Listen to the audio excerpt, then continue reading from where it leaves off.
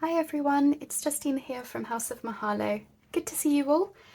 So I'm here to do yet another flip through. I know this week has been all about flip throughs, but that's just because I've been finishing off a selection of projects ready for the end of the month. So I'm here to do a flip through of the Edith Holden altered file folders. I'm going to start with this one because this is the one that we made mostly on video. I did do a 3-part series on how I made these, and then I just did some final finishing touches off camera. So let's start with the foxgloves one. Okay, so this is made from an US file folder in manila, and this one measures 9 by about 5.5-ish. And we've got the beautiful foxgloves on the cover, some tea-dyed lace. I dyed this myself, and this one is called Dream. And we've got some beautiful blush coloured ribbon as the closure. The journal that's inside is in by elastics, so that's the sort of spine view, and that's the back with the beautiful purple flower like so. Alright, so let's unwrap this beauty. I really thoroughly enjoyed making these. Alright, so here is what you are greeted with. I've used all kinds of different Edith Holden book pages for these. I didn't really have a particular colourway to follow or anything. I just went with, I like this image, so I'm going to use it. So let's start on this side. Here we've got a junk mail envelope that we've altered on video together. We have a policy closure, and we've decorated up with fussy cuts from the books, some butterflies that I had, and a little label. And inside there is a card. It is a little bit of a tight squeeze, but you get this great big large journal card, and I went with the daisies for this one, just backed with some manila card so that there's plenty of space to write, and that just fits in there. So I went with something that was more plainer in the window because I just felt like it worked better with the fact that we had all of the we had a lot going on the actual envelope, so I felt like we needed sort of something a bit more muted inside the window. And that flips out, and then we've got a selection of 3 pockets here. Each of them have a little manila card tag, and I've just lightly stenciled on those, so space to write front and back. Here we've got a pocket, so this is it's just 2 pockets for this one. I've stuck the whole piece down as a full piece rather than a pocket in itself, just because I wasn't sure about the book page. But we made this, and we've just got a couple of cards in the decorated pockets. This is from one of the Edith Holden books. It's one of her images shrunk down, and then I've just backed it with some vintage paper. And then this is actually from a Gordon Benningfield book, but I felt like it colours-wise went really well, and it also felt a little bit like you could almost picture someone like Edith Holden living here, and with all of the greenery. So that's what I went with that one for. Then we have the journal. Now this is on elastic, so it's removable.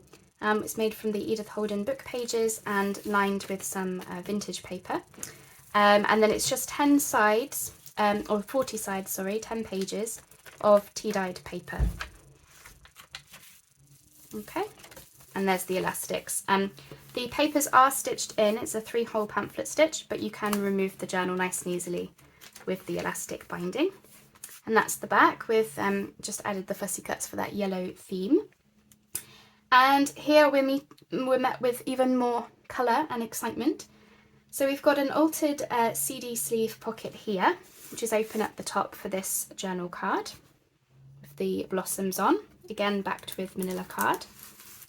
Okay, that flips down, just checking you can see.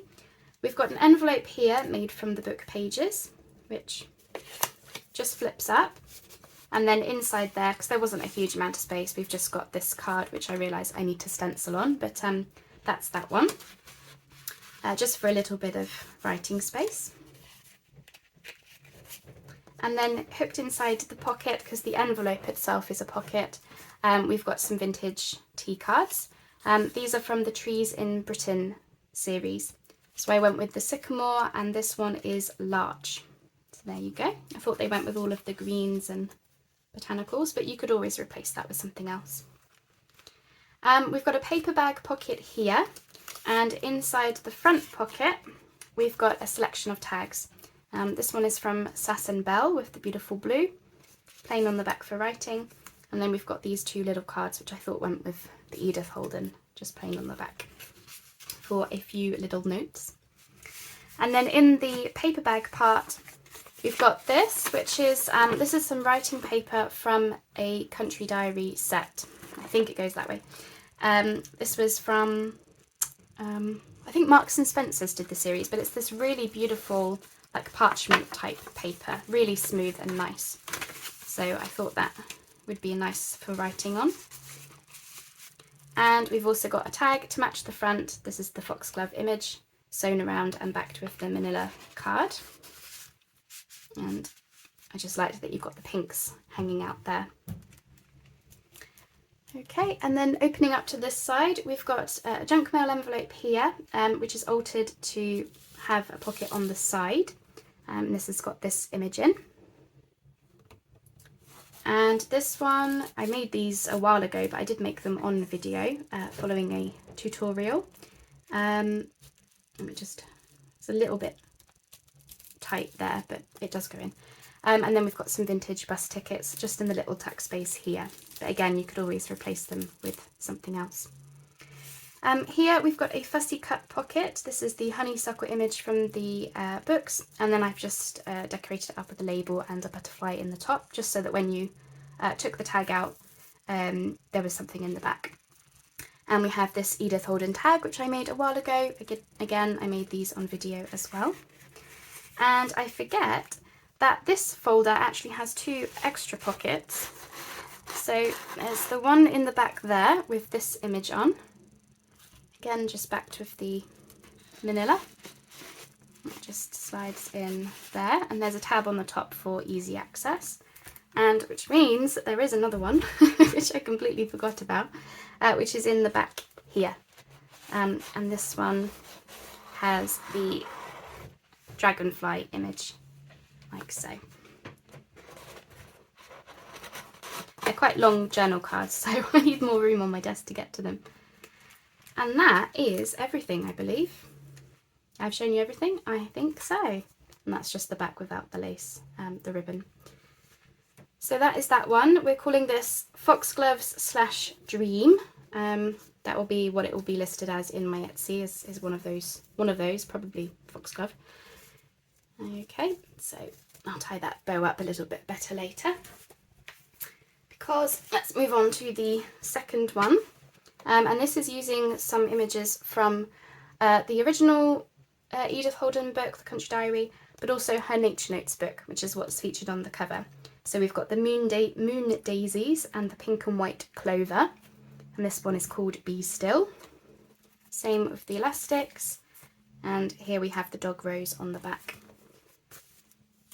Beautiful image, these daisies. One of my favourites, I think. Isn't it lovely? Okay, and this is what you're met with inside this one. So again, we have a similar layout. We've got the junk mail envelope. I'll just open this to show you the card that's inside. This one is this image with the beautiful butterfly.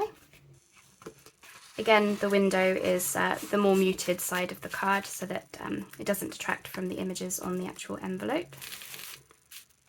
There we go. Just quickly do that up.